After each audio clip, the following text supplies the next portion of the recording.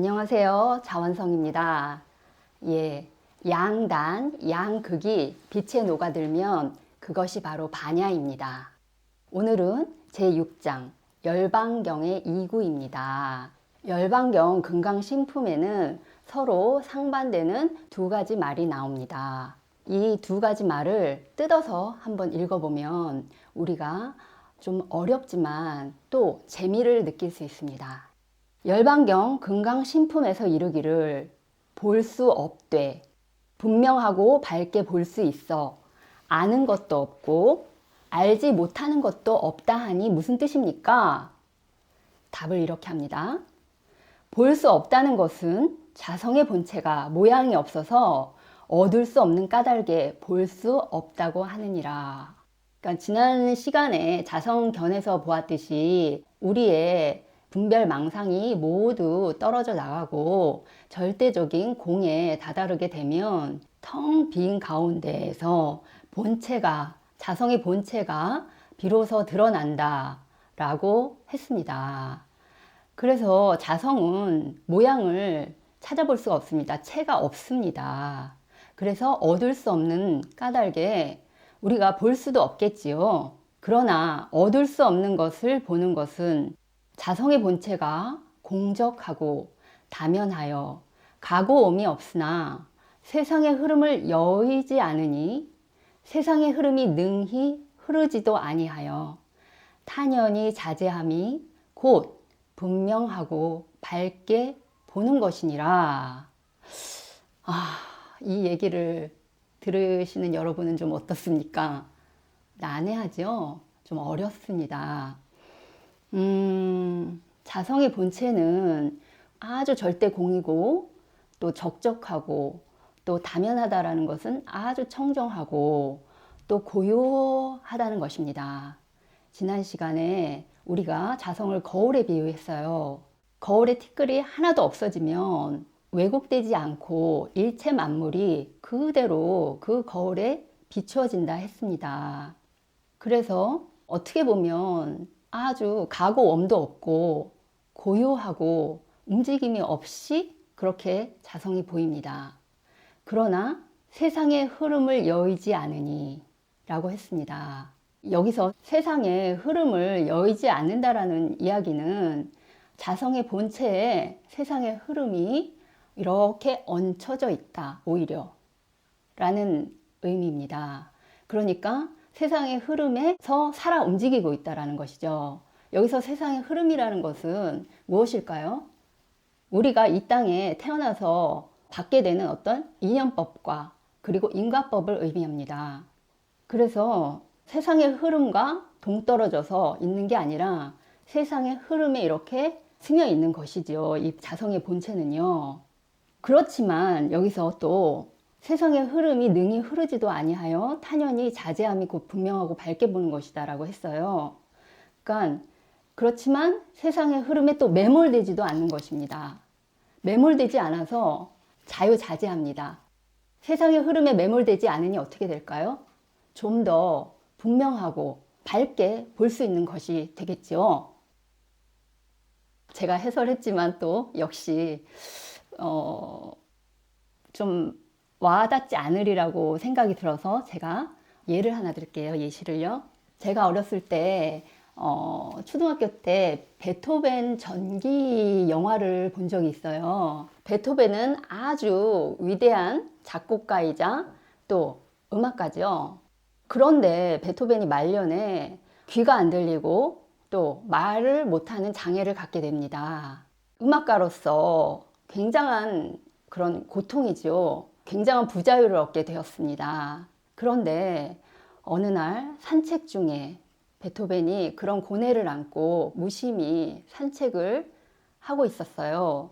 한동안 산책을 하다가 멜로디가 하나 떠오릅니다. 랄랄라라라라라랄랄라라라라. 여러분 다 알고 계시죠? 환희의 창가. 그러니까 제9교향곡 합창의 모티브가 떠오르는 거예요. 그래서 아주 극한의 환경이지만 그런 상황이지만 아주 위대한 그 베토벤 생애에 있어서 거의 완벽한 완벽에 가까운 제9교향곡 합창을 작곡하게 되는 것이죠. 저희가 이 경우에서 보았을 때 베토벤이 장애를 얻게 되는 것이 세상의 흐름이겠죠. 어떤 인과법, 인연법에 따라서 그렇게 장애를 얻게 되었습니다. 그렇지만 이런 극한의 세상의 흐름 속에서 베토벤은 그 위대한 멜로디 모티브를 떠올리게 됩니다.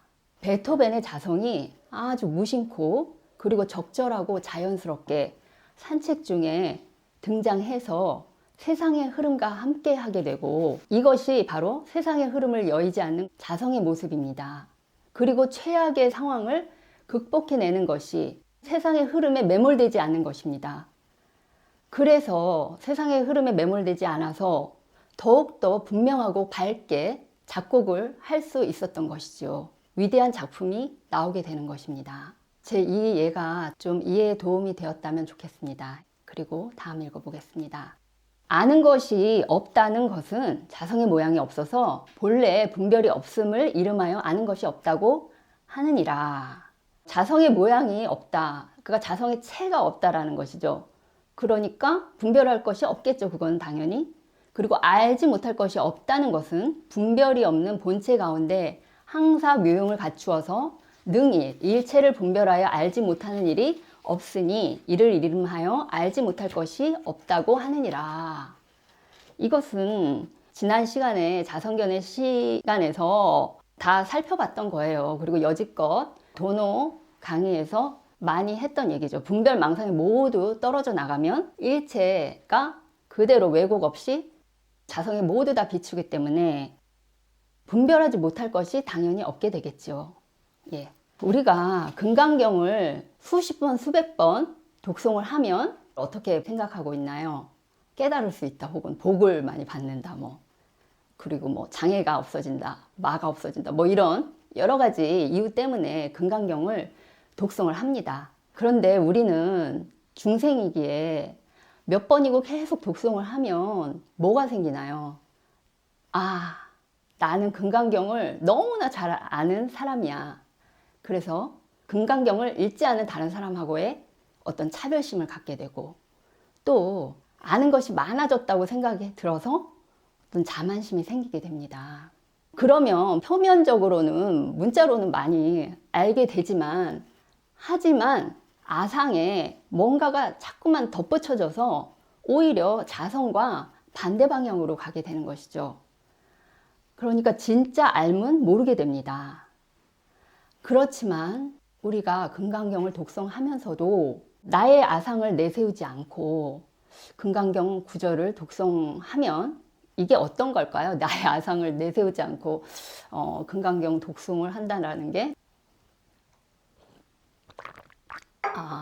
좀 이해가 안 되실 수도 있겠지만 얘기를 드리자면, 그 구절 구절에 내 의식과 생각이 붙들려지지 않는 거예요. 그냥 읽는 걸로 끝나는 겁니다. 하면서 이해는 하지만 이해한 즉시 순간순간 그냥 놔버리는 거죠. 그래서 분별 의식이 생기지 않도록 하는 것이고, 그러면 나의 아상은 사라져 버리고 비이고 고요하게 되며 어떤 모양을 잃어버리게 됩니다. 여의게 됩니다. 모양을. 이것이 아는 것이 없다 입니다. 그리고 안다 모른다에서 벗어나서 진정한 나의 자성이 드러나서 금강경 구절 하나하나가 문자로서가 아니라 나의 아상이 사라지고 왜곡된 시선이 사라졌기 때문에 그 구절 구절 하나하나가 참뜻이 나에게 들어오게 됩니다. 그 참뜻을 알게 돼요. 체득하게 됩니다. 이것을 이름하여 알지 못할 것이 없다 라고 합니다. 예. 그래서 이제 마지막 문장으로 이게 마무리가 지어지는데요.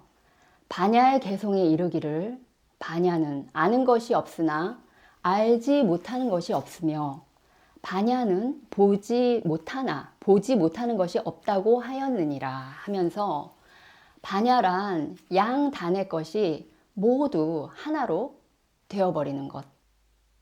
그러니까 일체가 끊어져서 하나도 알 수 없으나 거기에 일체가 다 구족되어 있는 것이죠. 그러니까 상반되는 두 개가 이렇게 하나가 되는 것입니다. 제가 나름 이렇게 설명을 드렸고요. 이 뒤에 해설이 나와요. 해설이 너무나도 잘 돼 있습니다. 한번 몇 구절 읽어볼게요. 볼 수 없다고 하니 모든 형상을 떠나 청정하여 공공적적할 뿐인가 하면 그것이 아닙니다. 거기서는 산을 보면 산 그대로 산이고 물을 보면 물 그대로 물로서 천차만별이 완연히 다 드러납니다. 드러난다고 하여 조금이라도 차별적인 견해로 말하는 것이 아니라 차원이 바뀐 차별을 떠난 곳에서 하는 말입니다. 왜곡된 시선이 없어져 버리니까 모든 일체 만물이 그대로 명명백백히 비추어지게 되는 것이죠. 산은 산이요 물은 물이다. 성철스님이 하신 말씀 아시죠? 산은 산 그대로 진짜 그대로 보이고 물은 물 그대로 진짜 그 물 그대로가 온전히 다 비춰지는 것이죠. 자성에는요. 여기서 중요한 게 차원이 바뀐 차별을 떠난 곳이라는 것인데 차원이 바뀐다라는 것은 진공 묘유의 차원으로 간다는 것입니다. 묘가 뭐라 했죠? 영원 세계로의 진입입니다. 그리고 차별을 떠난 곳이라는 것은 양단에서 벗어나서 중도를 정등각해서 중도 차원으로 들어간다는 그런 의미가 되겠죠. 그래서 우리가 보통의 눈으로 내 의식으로는 볼 수 없었던 그런 모든 게 하나, 둘, 셋 서서히 그냥 자연스럽게 다 보여지는 차원으로 들어가게 되는 것입니다. 그래서 영원 차원에 들어가면 전생도 볼 수 있고 내생도 볼 수 있고 신도 볼 수 있고 귀신도 볼 수 있고 그렇게 되는 것이죠. 얼마 전에 저희가 아미타 부처님을 새로 조성해서 제가 기도를 올린 적이 있었습니다. 아미타 부처님만 계신 줄 알았더니 그 양 옆에 조상신도 계시고 또 다른 몇몇 분의 신이 계시더라고요. 그러면서 앞으로 법선종 저희한테 배우러 많이 온다. 법을 알려고 많이 온다. 가르침을 받으려고 많이 온다.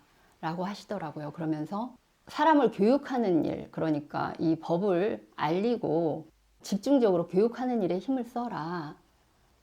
아마도 저희 조상신이 그렇게 얘기하시는 것 같더라고요. 이런 차원이 이 앞에서 말한 그런 차원의 한 부분이라고 할 수 있겠어요.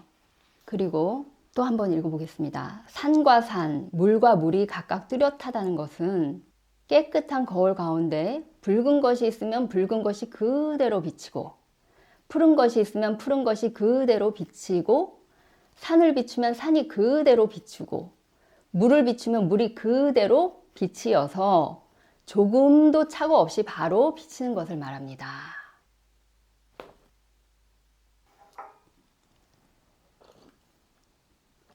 나의 자성이 세상의 흐름을 여의지 않고 자연스럽게 나타나서 세상 일을 하게 되면 어떻게 될까요? 조금의 착오도 없이 머리로 계획하지도 않고 또 설계도 하지 않아도 그냥 더욱더 빈틈없이 그렇게 일이 완벽하게 완성이 됩니다. 달인들 있잖아요.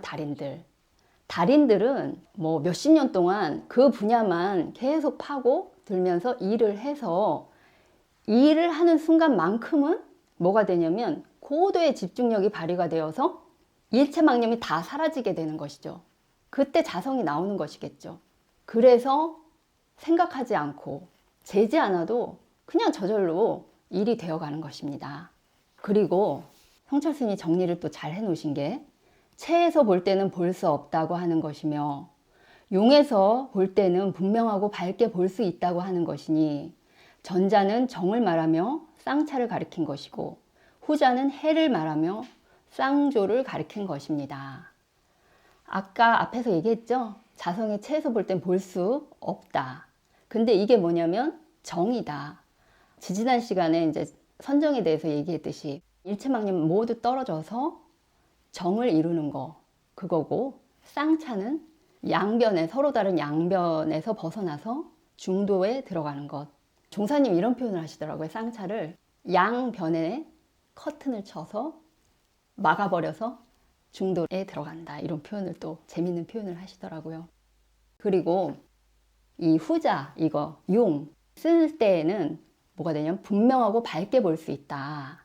이게 지혜이고 또 쌍조이다. 쌍조는 쌍차에서 중도에 들어가면 그 양변을 두루 다 비추면서 광명이 등장하게 되어서 모든 것을 알게 되는 그런 차원으로 들어가는 것입니다. 그러니까 병견에 있어서 있음과 없음, 이거를 생각하면 이런 말이 통할 수가 없는데, 이게 딱 커튼을 쳐서, 양변에 커튼을 쳐서 있음과 없음 완전히 여의어서 중도에 들어가면은, 그래서 쌍조를 이루게 되면 있음과 없음이 다 하나로 원흉무이하게 되는 것이지요. 있음 속에 없음이 있고 또 없음 속에 있음이 있게 되는 것입니다. 예, 오늘은요 열반경의 두 구절에 대해서 이야기를 했습니다. 어제 제가 잠깐 이 장에 대한 기도를 비로자나 부처님께 올렸어요. 그랬더니 이런 화두를 주시더라고요. 그러니까 여러분들하고 이 화두를 한번 공유해 보고 싶습니다. 반야는 아는 것과 알지 못하는 것, 보는 것과 보지 못하는 것과 상관없이 저 너머에 빛으로 있다. 입니다. 예. 감사합니다.